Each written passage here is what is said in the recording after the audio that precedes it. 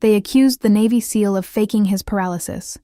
Then the rookie nurse found what the MRI missed. "Stand up, Chief." Logan Vance stared at the parallel bars. "I can't feel my legs." Dr. Calvin Rourke folded his arms. "You moved your right foot at 2:14 this morning." A hospital tablet showed a clip from an authorized overnight safety camera, ordered after Logan's spasms created a fall risk. While he slept, the toes of his right foot had shifted beneath the blanket. The team used the movement as proof that the motor pathway still worked. "That doesn't mean I can stand." 2 therapists secured a support belt around his waist. Logan had been hospitalized for 9 days, but his upper body still carried the strength of a 38-year-old Navy SEAL. Below the waist, nothing obeyed him. The therapists lifted him from the wheelchair. For 3 seconds, his knees held. Then a deep pulse struck between his shoulder blades. Heat poured down his spine, and his feet vanished from his awareness. "Put me down. You're supporting weight," Rourke said. "Stay with it." "I said put me down." His knees folded. The belt caught him, but his legs twisted and began to spasm. Urine spread across his hospital pants and dripped onto the therapy floor. Logan stared down at his motionless legs. "I didn't do that." "No one said you did," Rourke replied. "You were all thinking it." Before we continue, subscribe and tell us in the comments where you're watching from. Because the symptom everyone called inconsistent was about to reveal exactly where the hospital had failed to look. 9 days earlier, Logan had been leading a maritime interception exercise aboard a high-speed rigid hull boat off the California coast. The vessel struck the wake of a larger support craft at nearly 40 knots. Logan was thrown backward into a reinforced seat frame, striking the middle of his back before his head and shoulders snapped forward. He never lost consciousness. Senior Chief Daniel Knox found him gripping the rail and trying to stand. "My legs are asleep," Logan had said. With 2 men supporting him, he managed to walk. By the time they reached shore, his right leg dragged behind him. In the emergency department, he could still move both feet. A lumbar CT showed no fracture, and a rushed lower spine MRI showed no large disc herniation, mass, or obvious compression. The weakness improved while he remained flat overnight. The next morning, he stood beside the bed. That afternoon, after sitting through a long examination, both legs failed again. The fluctuations shaped every decision afterward. When movement returned, the team treated it as proof that the cord was intact. When it disappeared, they treated the paralysis as poor participation. By day 6, Rourke had documented weakness inconsistent with the available imaging. A behavioral health consultation was requested, and Logan was being prepared for inpatient neurological rehabilitation under a presumed functional neurological disorder plan. No one called him a liar directly. They used safer language: psychological overlay, fear-based avoidance, non-anatomical weakness. To Logan, every phrase meant the same thing. They believed he was choosing this. After the therapy collapse, he returned to the neurological unit. Hannah Price received him at the door. She was 28 and had worked at Naval Medical Center San Cordova for less than 2 months. Before nursing school, she had been an emergency medical technician in a rural county, where long transports taught her to notice what happened between formal examinations. Caroline Dyer, the senior nurse giving handoff, lowered her voice. "You've got the dramatic SEAL today." "He fell," Hannah said. He moved his foot in his sleep, then collapsed when they asked him to stand. "That sounds like a change, not an explanation." Caroline handed her the chart. "Document objectively. He gets angry when anyone mentions stress." "Wouldn't you?" Logan lay flat beneath a blanket, staring at the ceiling. "I don't need another person asking me to try harder." "I'm not here to test your motivation," Hannah said. She checked his feet. Both were pale and cold, though pulses remained present. He felt pressure at the soles, but could not reliably distinguish sharp from dull until she reached the knees. Sensation became clearer near the lower abdomen. "Where does the numbness begin?" "Somewhere around my stomach. It changes." "How?" "After they make me sit or stand, it climbs." His knee reflexes were exaggerated, and his ankles jerked repeatedly after a brief stretch. "Where does your back hurt?" "Everyone asks about my lower back. I'm asking where it actually hurts." Logan pointed between the lower edges of his shoulder blades. "Deep there. It feels like something pounding." That's much higher than the detailed MRI. I know where my back is. Hannah raised the head of the bed to 30 degrees. Within 2 minutes, his heart rate rose from 78 to 96. The pain doubled, heat traveled down his back, and his feet became colder. Move your right toes. Nothing happened. Hannah lowered the bed completely. What are you doing? Logan asked. Waiting. 4 minutes later, color began returning to his feet. After 6 minutes, the smallest right toe moved, followed by the others. You saw that? I saw it. She raised the bed again. The pain returned and the movement disappeared. She repeated the sequence once, recording the bed angle, time, pain, sensation, heart rate, and movement. Flat, weak toe movement. 30 degrees, no movement. Flat again. Movement returned after several minutes. Rourke entered during the third test. Why is he being repositioned repeatedly? I'm testing a pattern. Position-dependent performance can occur in functional disorders. His reflexes are pathologically brisk. His sensory loss rises toward the abdomen. He lost bladder control during the collapse, and his pain is above the region studied in detail. None of those findings alone establishes structural disease. When he's flat, his toes move. When he's upright, they stop. That variability supports my point. The mind can create weakness, Hannah said. But his mind doesn't know whether this bed is at 0 degrees or 30. Rourke's expression hardened. You are a new nurse questioning a neurological assessment based on toe movement. I'm documenting an objective change linked to position. The rehabilitation transfer remains scheduled. While turning Logan, Hannah noticed faint superficial veins on the right side of his lower thoracic back. They were non-specific, so she documented them without calling them proof. She returned him flat. His toes moved again. Hannah called the receiving service. The patient is not medically cleared. I have documented new objective neurological changes, and am requesting review before transport. Then she began a table with 4 columns: position, pain, sensation, and movement. Logan watched her. You believe me? I believe the pattern. Is that different? Yes. Belief can be wrong. A pattern can be tested. Logan was not choosing when his legs moved. Something inside his spine was choosing for him.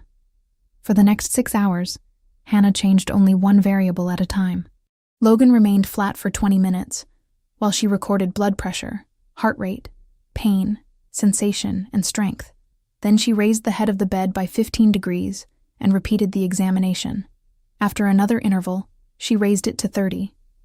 At 0 degrees, Logan could flex 3 toes on the right and barely move the left ankle. He felt pressure in both calves. At 15 degrees, the movement weakened. At 30, it disappeared. His feet became pale and cold. Numbness rose toward the lower abdomen, and the right leg began to spasm. When Hannah returned him flat, improvement was delayed. 5 minutes before warmth returned, 9 before the right toes moved, 12 before the spasms eased. You think sitting up is cutting off blood to my legs? Logan asked. I don't know what it's doing yet, but it's doing something. Yes. At 10 that morning, he coughed while drinking through a straw. Pain struck the middle of his back, his legs stiffened, and the right foot movement vanished. What came first? Hannah asked. Pressure, then heat, like hot water running down my back. His heart rate climbed above 100. Hannah added coughing and straining to the table. When did you last urinate without a catheter? Logan looked away. 3 days ago. The chart listed retention, bladder scans, and intermittent catheterization, all attributed to opioids or immobility. Do you feel when your bladder is full? No. Any numbness around your groin? He hesitated. It started 2 days after the accident. Why didn't you report it? They already thought I was inventing the legs. Hannah documented it as another neurological sign. She reviewed the MRI report. The detailed study covered the lumbar spine and only broad screening views of the thoracic region. The pain Logan indicated was almost 20 centimeters above the area examined properly. At the nursing station, Caroline saw Hannah studying the image labels. You're reading MRIs now? I'm confirming what area was scanned. The report says there's no structural cause. The report says there's no lumbar cause.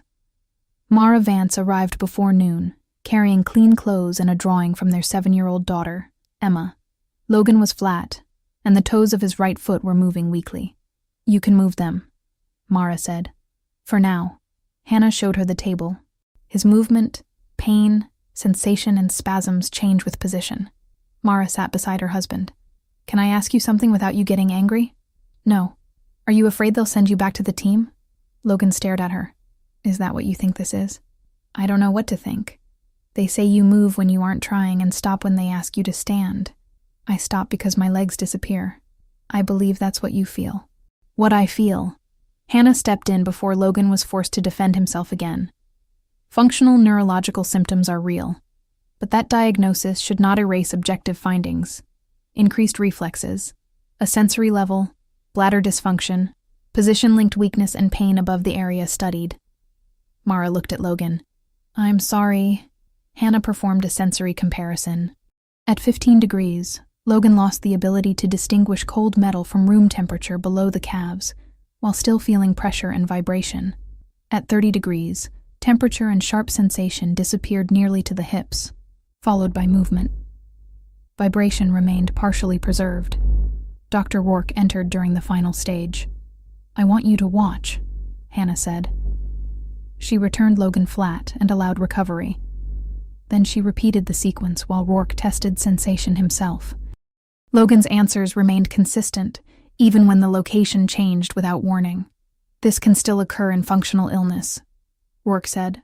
"Then remove expectation." Hannah covered the bed angle display and changed the mattress position without announcing it. Logan's symptoms followed the angle anyway. Not the instructions, not his expectation. The pressure. The superficial veins on the right side of his back also became fuller after several minutes upright, though Hannah emphasized that this sign alone proved nothing. Logan's leg began to spasm. She lowered him. Rourke studied the table, the urinary records, and the reproducible sensory level. "The rehabilitation transfer is canceled," he said. Logan looked at him. "What are you ordering?" "A review of the original images, a repeat neurological examination and imaging of the thoracic spine where your symptoms begin." Hannah closed the table. The paralysis was changing with pressure, not persuasion. That afternoon, Rourke returned with a radiologist and repeated the blinded positional test once more. Flat, Logan flexed his right toes. At 15 degrees, movement weakened. At 30, cold sensation disappeared below the knees. The pain between his shoulder blades intensified, and the toes stopped moving. "This is reproducible," Rourke admitted. "So we review the correct anatomy," Hannah said. At the imaging workstation, the radiologist repeated the original conclusions. No lumbar compression, fracture, mass, or obvious explanation for paralysis. "What about the thoracic screening cuts?" Hannah asked. "They're limited. Enlarged T8 through T10. The cord appeared as a pale vertical structure surrounded by darker fluid. Hannah could not name every detail, but she could compare one slice with the next. Several dark dots remained behind the cord, more numerous on the right. A thin dark line curved along the cord surface across multiple images. "That line follows the anatomy," Hannah said. "Would motion artifact do that?" "Flow artifact can look dark," the radiologist replied. "Could it be a vessel?" "Possibly." Then the scan captured something. Rourke called Dr. Samira Khatri, a 44-year-old vascular spine surgeon known for reviewing images before reading reports. She first examined Logan. His pain was deep, pulsing and centered in the mid-thoracic back. Coughing worsened it. Lying flat helped after several minutes. He had groin numbness, urinary retention, increased reflexes, and a sensory level rising toward the lower abdomen. Then Samira reviewed the MRI frame by frame. At T9, she stopped at the thread Hannah had identified. "These may be dilated paramedullary veins." "The report called them artifact," Rourke said. "Artifact does not usually trace the cord across several levels." She adjusted the contrast. The lower cord appeared faintly swollen and bright.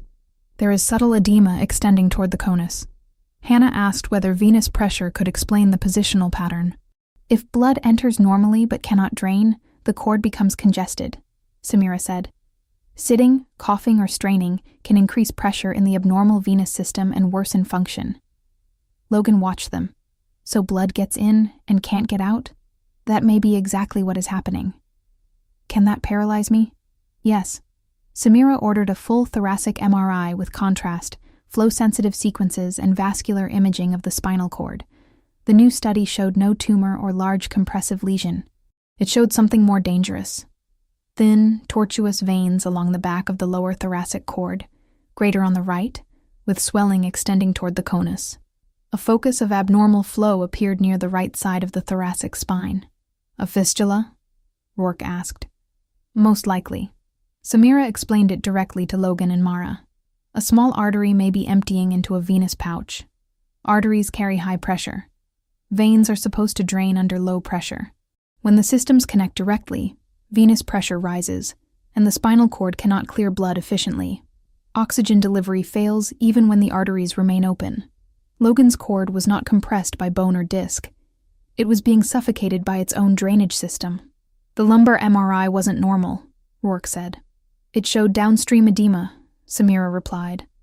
The source was outside the detailed field of view. He was scanned with the wrong question, Hannah said. Samira nodded. The first study asked whether a lumbar structure was pressing on the cord. It did not properly ask whether abnormal blood flow higher in the thoracic spine was congesting it. Rourke entered a signed addendum in Logan's chart. The earlier functional interpretation remained visible, but was marked as superseded by progressive myelopathy, with suspected spinal vascular disease. Samira ordered spinal angiography for the next morning. Until then, Logan would remain flat. No forced standing. No repeated attempts to prove strength.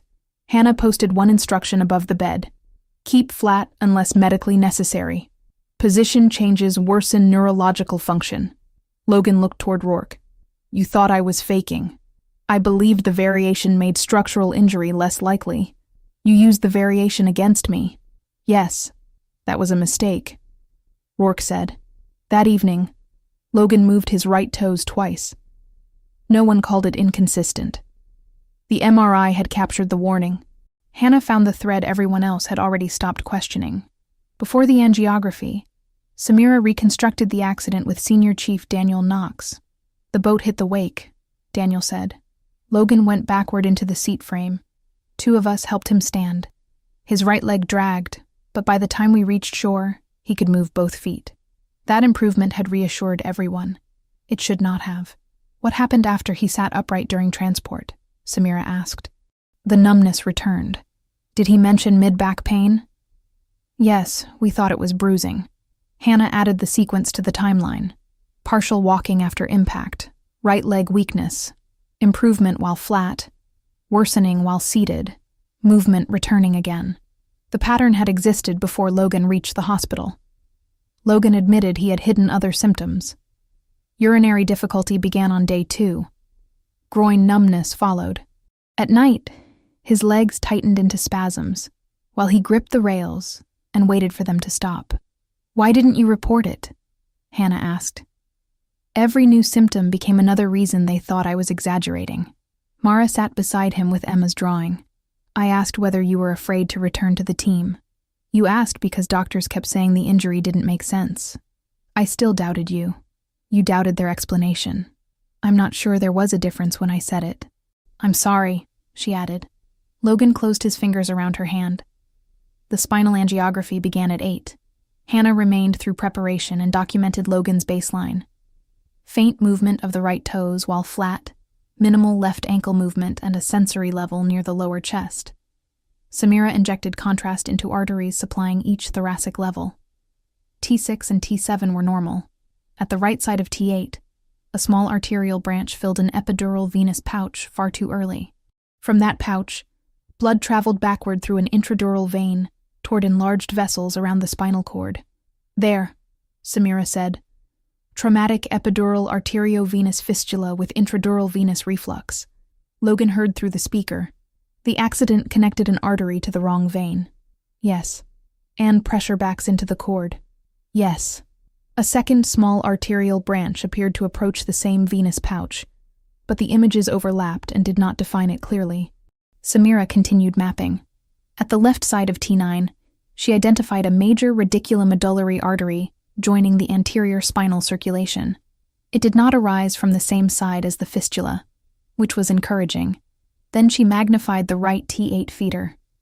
A tiny normal branch left the artery immediately before the dominant shunt and traveled toward healthy cord.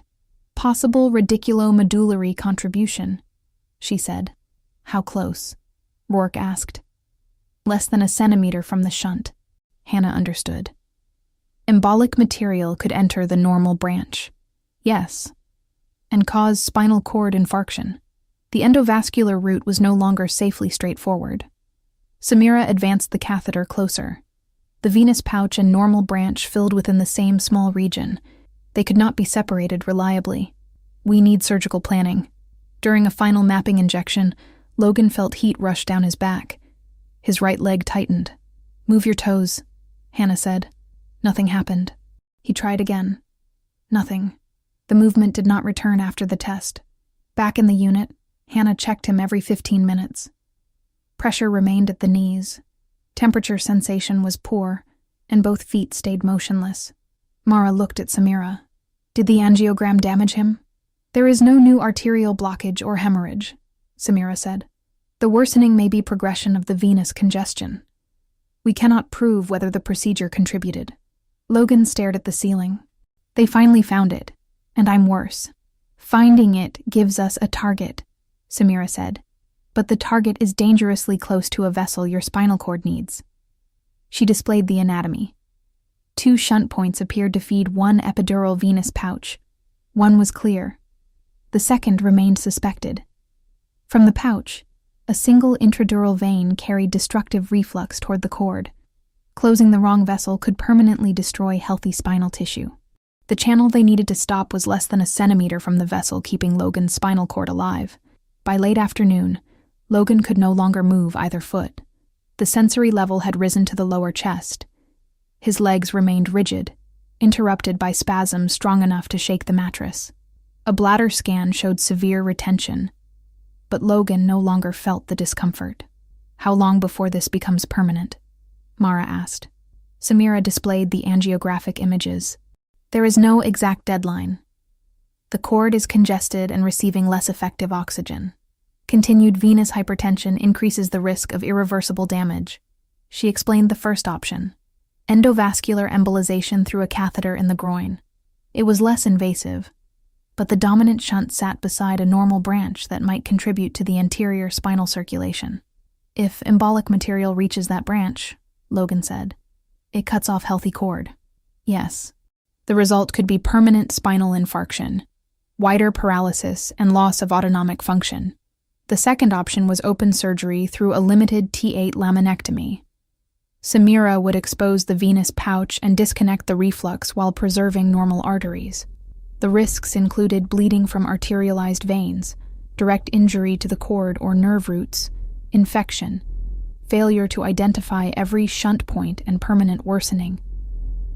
Which would you choose? Logan asked. Surgery.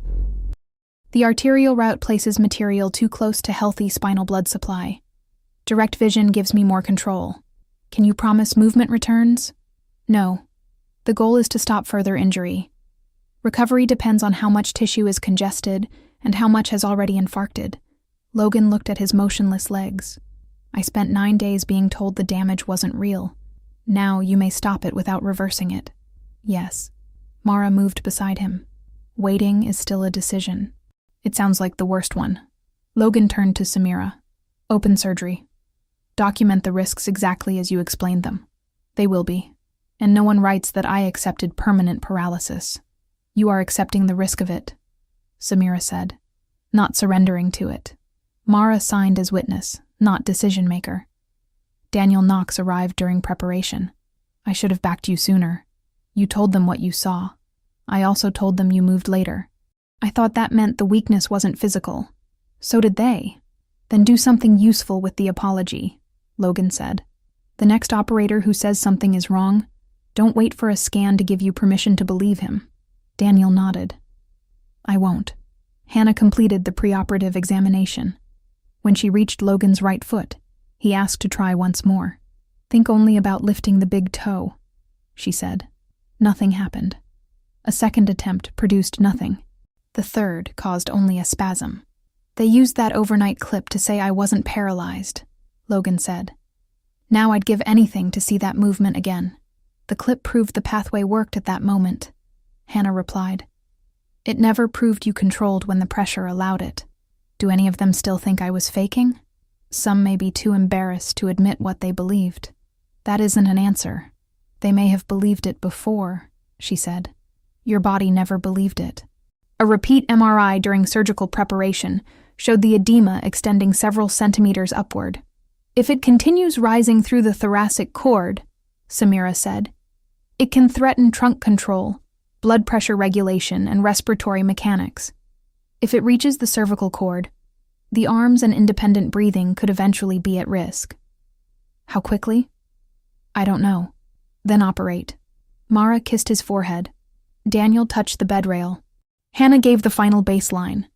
Pressure at the lower chest, no reliable sensation below the knees, and no voluntary movement in either foot. Before anesthesia took effect, Logan looked at Hannah. If I wake up and nothing moves, we test what is there. We don't punish you for what isn't. Samira studied the map beneath the operating lights. If the pressure keeps climbing, she told the team, paralysis will no longer be the worst thing this fistula can take.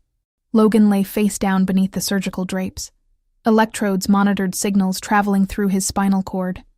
Lower body responses were already weak, but they gave Samira something to protect. Hannah was formally authorized to serve as the clinical liaison from the hybrid operating room control area after delivering Logan's neurological baseline.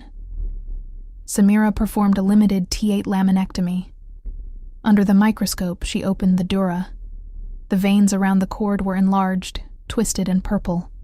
Several pulsed visibly with every heartbeat. They are carrying arterial pressure, she said. The angiogram suggested 2 arterial shunt points feeding 1 epidural venous pouch. From that pouch, an intradural vein carried reflux toward the cord. A Doppler probe produced a sharp arterialized sound over the suspected reflux vein. A neighboring vessel carried slower normal drainage. The two crossed within millimeters. Samira passed a temporary clip beneath the reflux vein. Check monitoring. Motor signals absent in both legs, the technician said. Sensory signals weak but present. Samira closed the clip. The swollen veins softened briefly. Then the alarms changed.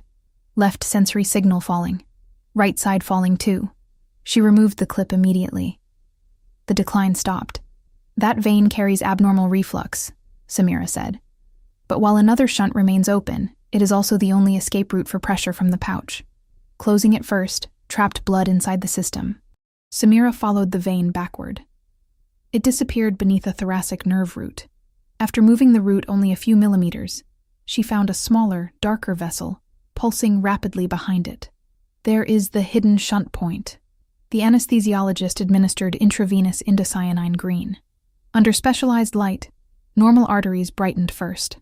The hidden vessel and venous pouch illuminated almost immediately afterward. That is the second source feeding the same pouch. Samira dissected around the tiny junction. The venous walls were thin despite the pressure inside them. As she passed an instrument beneath the vessel, the pouch tore. Blood filled the narrow field. Suction. Logan's systolic pressure fell from 90 to the 70s. Samira compressed the tear while the anesthesiologist began transfusion and vasopressor support. The weak sensory signals from Logan's legs disappeared. Do not cauterize blindly, Samira warned. Normal drainage is directly beside the tear. The field slowly cleared. She closed the defect with a microscopic suture rather than sacrificing the pouch. The bleeding stopped. Blood pressure recovered. The lower extremity signals did not. Could that be from the pressure drop? Rourke asked from the control room. Possibly, Samira said. Or the continuing congestion. Both shunt points still fed the pouch. The reflux vein could not be disconnected safely until the arterial sources were controlled. Samira faced a choice. Close the dominant, visible shunt first, or continue behind the nerve root toward the hidden source, while the monitoring remained absent. "How long can you continue?" Rourke asked. "As long as the cord remains under this pressure, safety is relative." The hidden vessel still pulsed. The reflux vein still carried the only outlet from the pressurized pouch. Closing it would trap the inflow. Leaving both shunts open would continue destroying Logan's cord. Samira repositioned the microscope and followed the hidden junction deeper behind the nerve root. One connection had been mapped clearly. The one still destroying Logan's spinal cord was hiding behind it. Samira did not disconnect the reflux vein. Not yet. The torn venous pouch had been repaired, but Logan's lower extremity monitoring remained absent. His blood pressure had recovered, and the upper spinal signals were stable, yet the veins around the cord continued pulsing under abnormal pressure. She requested intraoperative ultrasound. The image showed a swollen cord surrounded by moving blood. One channel ran in the wrong direction, fast and pulsatile, toward the intradural reflux vein. "The sequence is clear," Samira said. "Hidden shunt first, dominant shunt second, reflux vein last, after normal drainage is confirmed." She administered another dose of intravenous indocyanine green. The hidden feeder brightened first, followed by the venous pouch and the reflux vein. A thoracic nerve root blocked the final millimeters. Samira moved it with a soft sling just enough to expose the junction. A tiny arterial branch entered the pouch from the side. She placed a temporary clip across the hidden feeder. The pulsation around the cord decreased. "Upper signals stable," the technician said. "Leg signals?" Still absent. Samira waited. The hidden side of the pouch lost its arterial pulse. She replaced the temporary clip with a permanent closure and confirmed with Doppler that the hidden shunt no longer carried flow. One source was gone. The dominant shunt remained. Under direct vision, Samira separated it from the nearby normal radiculomedullary branch and clipped the abnormal connection without sacrificing healthy supply. The pulse inside the venous pouch weakened again. "Both arterial sources are closed," she said. Now she returned to the intradural reflux vein. Ultrasound showed that normal drainage had shifted into neighboring vessels after the shunts were eliminated. Samira temporarily clipped the reflux vein again. 5 seconds. 10. 30. No further decline. Then a faint sensory trace appeared from Logan's left leg. "I may have something," the technician said. "Artifact? I don't think so." The signal repeated. Weak. Delayed. But present. Samira divided the reflux vein and sealed both ends. A final fluorescence study showed arteries filling first and veins later. No early venous signal appeared. Intraoperative angiography confirmed both shunt points were closed. The intradural reflux was gone, and the anterior spinal circulation remained open. "No residual shunt," Samira said. The left sensory signal continued to return. The right remained faint. Motor signals were still absent. The pressure had been relieved. Whether the cord could recover was now beyond the operation. Logan was transferred to intensive care under sedation. Samira explained the outcome to Mara and Daniel. "The abnormal connections are closed. Blood is draining away from the cord normally." "Can he move?" Mara asked. "We haven't tested him awake. Did the signals return?" "Some sensory activity did. Motor activity did not. So he may remain paralyzed." "Yes." When Logan opened his eyes, Hannah stood beside him. "The surgery is over. Dr. Khatri found 2 shunt points feeding the same venous pouch. She closed both and disconnected the reflux toward your spinal cord. My legs? We're going to test them. Just say it. There was no motor response during the final part of surgery." His face became still. "So nothing moves. I haven't asked you yet." Hannah uncovered his feet and tested sensation methodically. He felt nothing at the left sole or ankle. At the calf, his expression changed. "Maybe. Pressure or pain?" "Pressure." The right side showed less, but near the knee he could distinguish touch from no touch. That was already more than he had felt before surgery. Mara entered after the examination. "I can't move," Logan told her. "Not yet. Don't make it a promise." "I'm not." Later, Rourke came to the bedside. "I interpreted the changing weakness as evidence against you," he said. "You thought I was performing?" "Yes." "You wrote it down?" "Yes." You sent me toward a behavioral diagnosis. Yes. Rourke did not offer excuses. I allowed the lumbar report to become more important than the examination. When movement returned, I treated it as proof there was no structural problem. When it disappeared, I treated it as behavior. What changes now? I entered a signed addendum marking that interpretation as superseded by the confirmed vascular diagnosis. The original record remains visible. The case will undergo formal review. That helps the next patient. Yes. What helps me? Rehabilitation, time, and a record that tells the truth. Logan did not forgive him, but he listened. The next morning, Hannah found pressure sensation in the left foot. By afternoon, Logan could distinguish touch along the calf. The right leg remained almost completely numb. 22 hours after surgery, Hannah supported his right ankle. Think only about lifting the big toe. Nothing happened. She waited. Again, a small tremor passed through the foot. Mara watched. Was that a spasm? Hannah changed the timing. Logan, lift the big toe now. The toe rose a few millimeters and dropped. Again. The movement repeated on command. Rourke entered as Hannah documented it. No one asked Logan to try harder. No one used the movement to question the paralysis that came before it. The movement was smaller than a heartbeat on the monitor, but this time no one called it fake. Recovery began with changes most people would not recognize as progress. Pressure beneath the left heel. Warmth along the right calf. The difference between a cool cloth and a gloved hand. The ability to recognize when his bladder was full. For 2 weeks, Logan remained dependent on a wheelchair and urinary catheter. His legs moved only in fragments. The right big toe responded more reliably than the rest of the foot. His left knee could tighten, but not lift the leg. Neuropathic pain replaced some of the numbness. At night, burning lines traveled from his lower chest into his feet. The cord was congested for days, Samira explained. Injured pathways can produce pain as they begin transmitting again. So, pain is good news? Logan asked. It is information, not automatically good or bad. Hannah continued using the same method that had revealed the problem. One variable at a time. Position, duration, pain, sensation, movement, bladder function, spasms. She did not record improvement after one strong effort. She documented whether a change repeated. The first time therapists raised Logan fully upright, his heart rate climbed. It's happening again. Hannah checked his feet. The movement remained. What do you feel? Fear. It was the first symptom he named that did not come directly from the spinal cord. Every spasm reminded him of the collapse. When a foot failed to move during therapy, he expected someone to accuse him of withholding effort.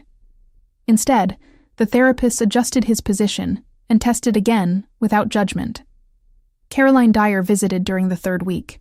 I used the overnight clip as proof against you, she said.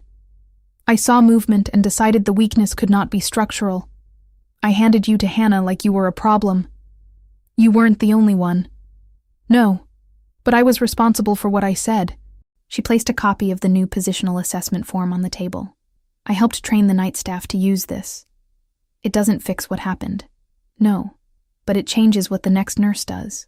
Logan looked at the form. Then use it. At 6 weeks, he could move both legs against gravity while lying down.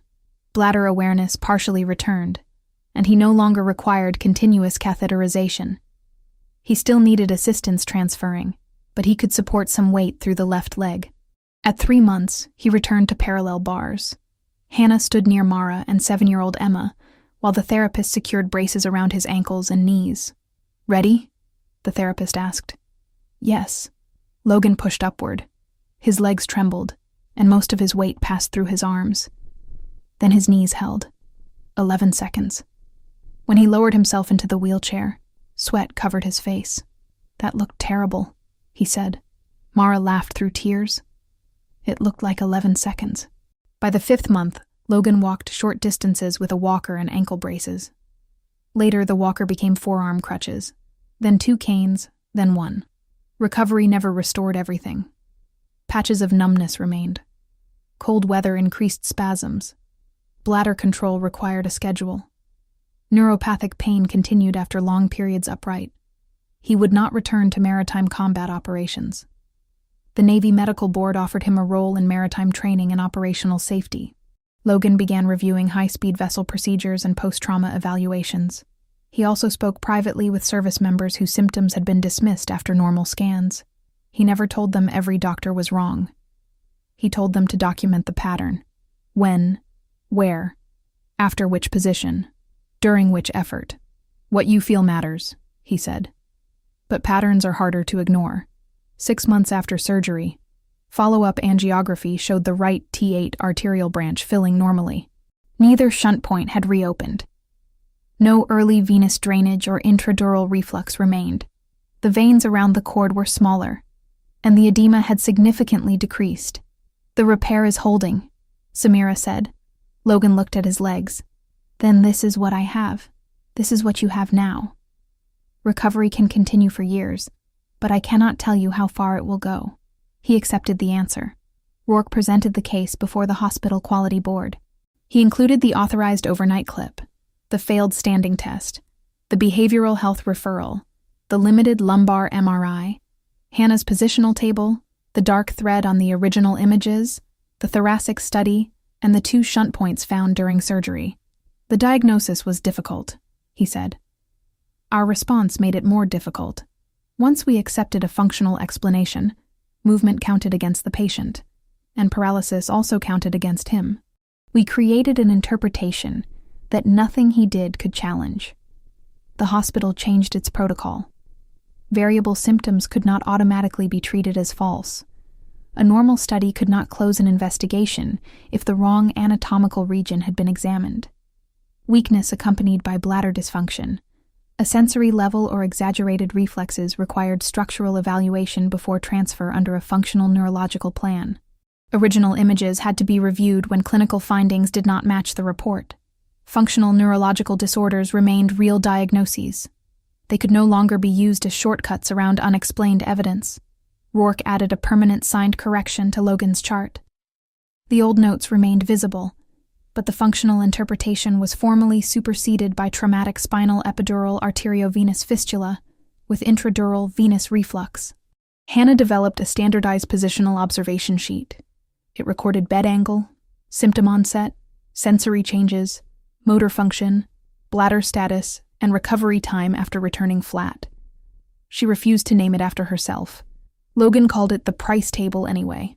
Nearly 1 year after the collision, Logan returned to the rehabilitation room at San Cordova using 1 black cane. The parallel bars were still there. So was the place where his knees had collapsed. Mara, Emma, and Daniel watched from the doorway. Hannah waited on the opposite side of the room. Logan placed the cane forward, then the left foot, then the right. His right leg remained stiff, and 1 step caught against the floor, but he corrected it without assistance. When he reached Hannah, he removed a folded copy of the first table she had created. At the bottom, he had written, "She believed the pattern before anyone believed the patient." Hannah read it and shook her head. "I told you. I didn't begin with belief. You stayed long enough to test it. That part is true."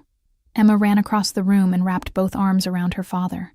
Logan steadied himself with the cane and placed 1 hand against her back. Months later, another service member arrived at San Cordova with fluctuating leg weakness after a training injury. His first scan had been reported as normal. He could walk in the morning and needed a wheelchair by afternoon. A behavioral health referral appeared in the draft plan. Before anyone signed it, the new bedside protocol began. Where did the symptoms start? Which movements disappeared first? What happened when he sat upright? Was there bladder dysfunction? What region had actually been scanned? Hannah adjusted the bed and opened a new positional table. They accused Logan Vance of faking because his paralysis came and went.